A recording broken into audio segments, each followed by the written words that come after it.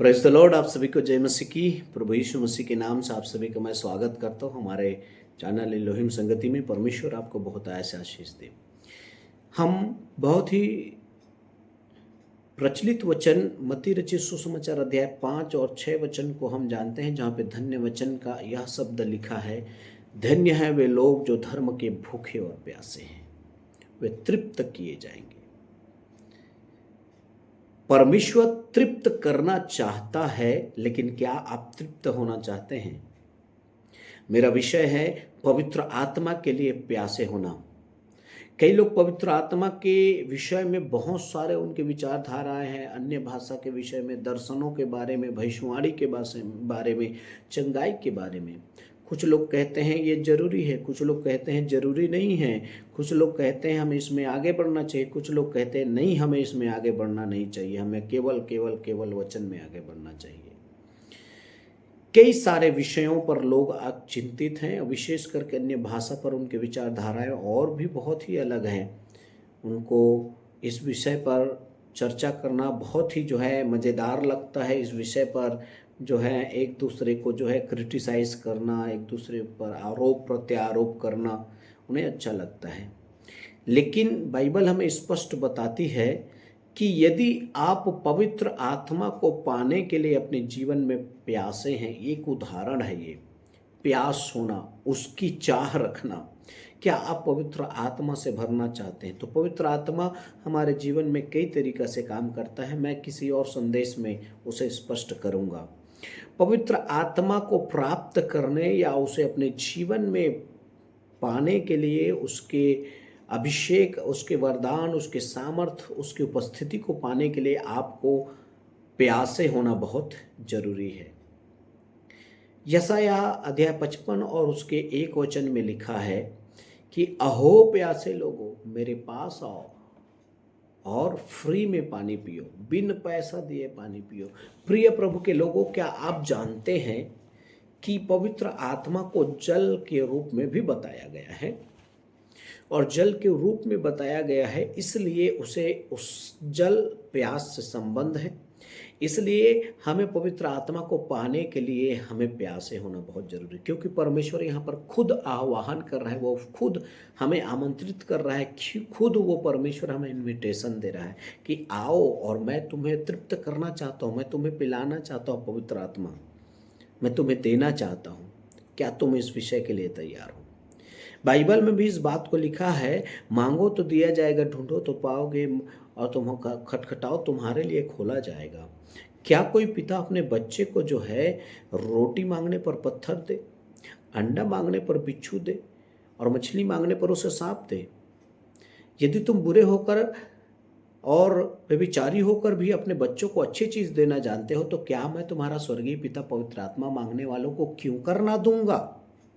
एक बार मांग कर तो देखिए, एक बार उसके लिए प्यासा तो होकर देखिए।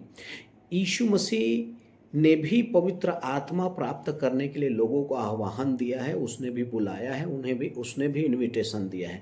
यूहन्ना रचित सुसमाचार 7 अध्याय और 37 पद से 39 पद में क्या लिखा है? आप सब पढ़ते हैं। वो पर्व के अंतिम दिन खड़ा होकर ऊंचे शब्द से चिल्लाकर कहा, जो कोई प्यासा है वो मेरे पास आए और मैं जीवन का जल उसे दूंगा, और यदि वो मुझसे पिएगा तो उसके हृदय से जीवन की जल की नदियां बह निकलेगी, फूट निकलेगी। और यह उसने पवित्र आत्मा के विषय में कहा। यीशु मसीह भी आह्वान कर रहा है, परमेश्वर भी आह्वान कर रहा है, वो बुला रहे हैं, वो आपको आमंत्रित कर रहे हैं कि आओ और पवित्र आत्मा से परिपूर्ण हो जाओ, तृप्त हो जाओ, भर जाओ। हमें पवित्र आत्मा में भरना बहुत जरूरी है। प्रकाशित वाक्य अध्याय 21 और 6 वचन और 22 अध्याय 17 वचन में बाइबल में इस बात को स्पष्ट किया है कि प्यासे लोगों को परमेश्वर प्यास बुझाने के लिए तैयार है। इसकी प्रतिज्ञा है, प्यासे को पिलाने की प्रतिज्ञा है। यशायाह 44 अध्याय 1 पद से लेकर 3 पद तक आप पढ़ेंगे तो यहाँ पर स्पष्ट लिखा है कि आत्मा और आशीष की प्रतिज्ञा परमेश्वर ने हमें पहले से दिया है। जोएल की पुस्तक अध्याय 2 और उसके 28-29 वचन में भी इस विषय में लिखा है कि परमेश्वर हमें पवित्र आत्मा और उसके वरदानों से भरने की आशीर्वाद दे चुका है। हमें भरने की आवश्यकता है, बस हमें उसके प्यासे होने की आवश्यकता है। कई बार हमारे प्यास कमजोर होता है, इसी कारण पवित्र आत्मा हमारे जीवन में कार्य नहीं करता।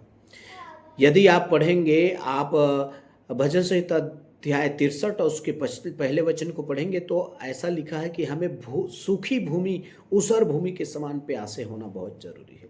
और जब हम प्यासे होंगे तो भजन संहिता 42 अध्याय 1 और 2 वचन के अनुसार वो प्यासों को जो है तृप्त करेगा। हमें तीव्र प्यास होना चाहिए, बस हमें तीव्र प्यास से आगे बढ़ना चाहिए। हम ये भी जानते हैं प्रिय प्रभु के लोगों, काना के विवाह में जब 6 मटके खाली थे ना, तभी वो से भरा गया। जब आप खाली होंगे ना तो पवित्र आत्मा से जरूर आप भरे जाएंगे। एलीशा ने एक चमत्कार किया था, आप जानते हैं, जिसमें एक विधवा औरत अपने बच्चों के विषय में गुहार लेकर आई थी कि इसे दास बनाने वाले हैं। तो उसने कहा था तेरे घर में क्या है? एक मटका तेल है, छोटे से मटकी में छोटा सा एक कुप्पी में तेल है। तो जा जितना भी खाली बर्तन ला सकता है उतना लेके आना और इकट्ठा होना, तेल उसमें डाल देना। उन्होंने विश्वास आज्ञाकारिता के साथ ऐसा किया और जितना ज़्यादा मटका खाली मटके लाए उतना ज़्यादा भरता रहा। जब खाली मटका लाना बंद हो गया ना, तब जाकर जो है तेल बंद हुआ। प्रिय प्रभु के लोगों, जब तक आप खाली रहेंगे पवित्र आत्मा आप पे नए तेल के रूप में उंडेला ही जाएगा। आप भरते जाएंगे, भरते जाएंगे। परमेश्वर आपको बहुतायत से आशीष दे। मैं विश्वास करता हूँ आज से आप पवित्र आत्मा को प्राप्त करने के लिए, अपने जीवन में उसकी भरपूरी को महसूस करने के लिए, उसके वरदान, उसके सामर्थ्य को महसूस करने के लिए, उसके साथ साथ चलने के लिए आप जो है पवित्र आत्मा के लिए प्यासे होंगे और विशेष करके उस विषय में प्रार्थना करेंगे। परमेश्वर आपको अन्य भाषा से भी भरेगा, दर्शनों से भी भरेगा, भविष्यवाणियों से भी भरेगा, उसके आत्मा के फलों से भरेगा, उसके वचन के ज्ञान और रहस्य से भी भरेगा। परमेश्वर आपको बहुत ऐसा आशीष दे। God bless you. जय मसीह की।